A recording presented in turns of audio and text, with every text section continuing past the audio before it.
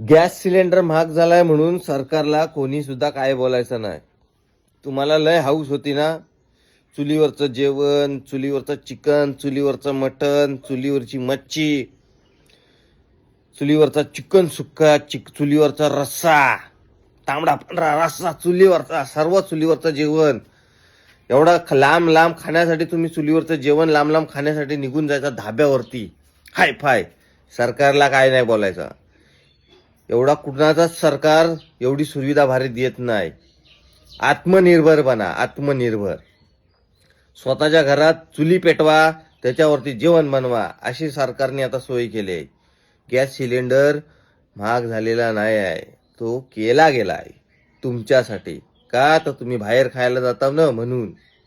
आता चुलीवरचं जेवण तुमच्या घरी, घरात किचनमध्ये चुली पेटवा, किचन कट्ट्यावर. शेअर करा, फॉलो करा. बाय.